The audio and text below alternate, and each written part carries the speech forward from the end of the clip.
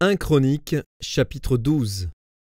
Voici ceux qui se rendirent auprès de David à Tsiklag, lorsqu'il était encore éloigné de la présence de Saül, fils de Kis. Il faisait partie des vaillants hommes qui lui prêtèrent leur secours pendant la guerre. C'étaient des archers, lançant des pierres de la main droite et de la main gauche, et tirant des flèches avec leur arc. Ils étaient de Benjamin, du nombre des frères de Saül. Le chef Achiézer et Joas, fils de Shema, de Gibéa. Jéziel et Pélet, fils d'Azmavet. Beraka. Jéhou, d'Anatoth.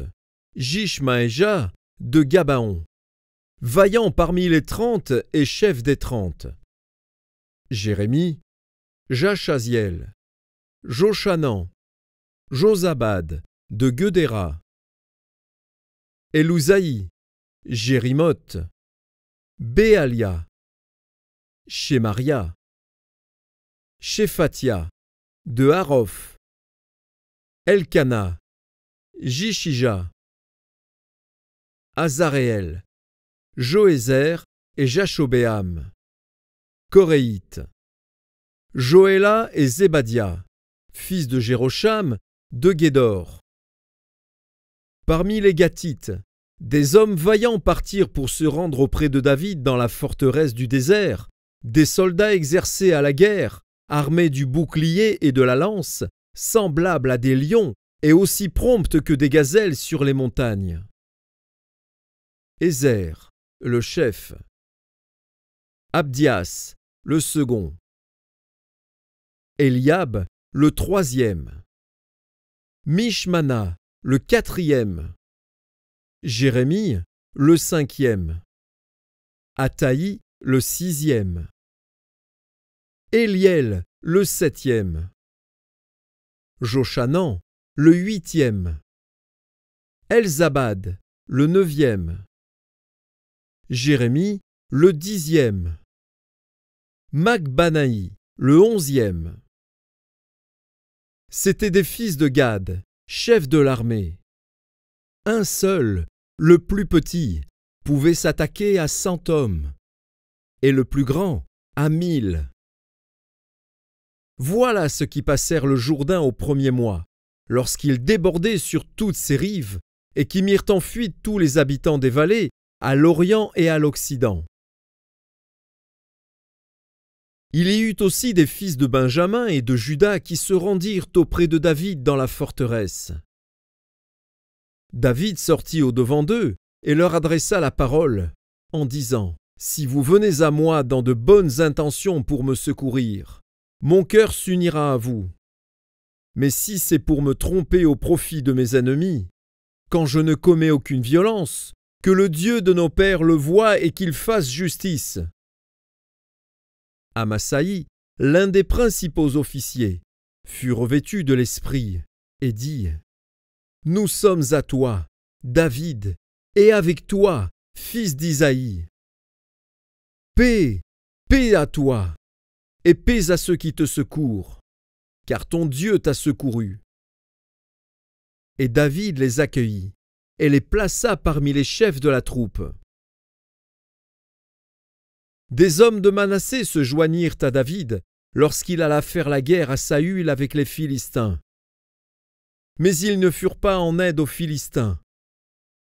Car, après s'être consultés, les princes des Philistins renvoyèrent David en disant : « Il passerait du côté de son maître Saül au péril de nos têtes. » Quand il retourna à Tsiklag, voici ceux de Manassé qui se joignirent à lui. Adnash, Josabad, Jédiaël, Mikaël, Josabad, Eliou et Tsiltaï, chefs des milliers de Manassé.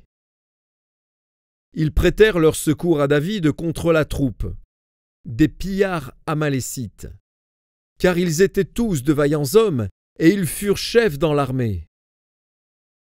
Et de jour en jour, des gens arrivaient auprès de David pour le secourir, jusqu'à ce qu'il y eût un grand camp, comme un camp de Dieu.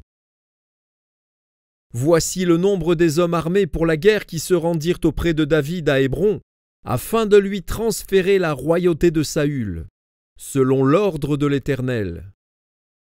Fils de Juda, portant le bouclier et la lance, 6800, armés pour la guerre. Des fils de Siméon, hommes vaillants à la guerre, 7100. Des fils de Lévi, 4600. Et Jéhojada, prince d'Aaron, et avec lui 3700. Et Tsadok, vaillant jeune homme, et la maison de son père, 22 chefs.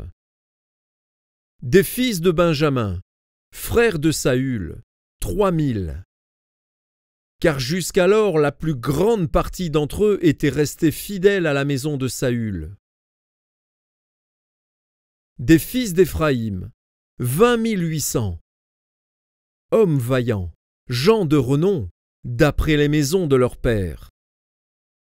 De la demi-tribu de Manassé, 18 000, qui furent nominativement désignés pour aller établir roi David.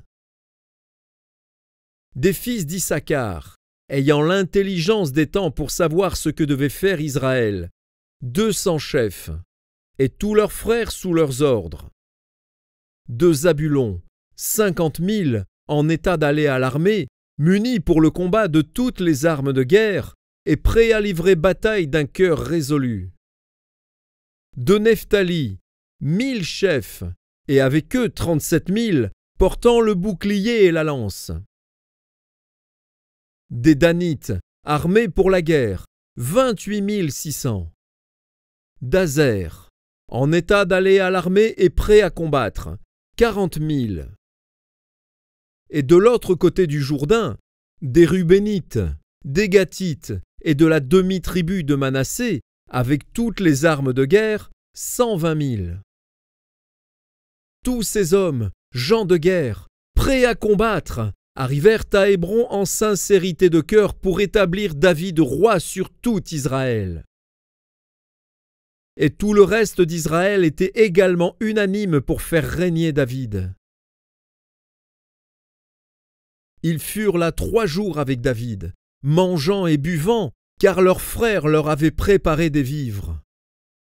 Et même ceux qui habitaient près d'eux jusqu'à Issachar, à Zabulon et à Nephtali, apportaient des aliments sur des ânes, sur des chameaux, sur des mulets et sur des bœufs, des mets de farine, des masses de figues sèches et de raisins secs, du vin, de l'huile, des bœufs et des brebis en abondance, car Israël était dans la joie.